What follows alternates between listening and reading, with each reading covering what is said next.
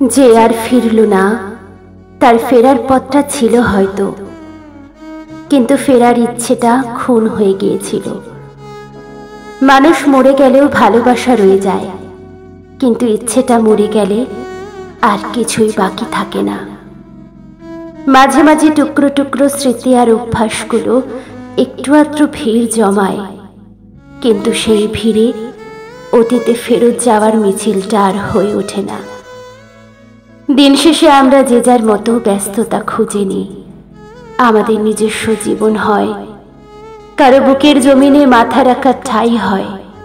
একটু চেষ্টা করলে যে যার মতো ভালো থাকাও হয়। শুধু আমাদের একসাথে থাকা হয় না।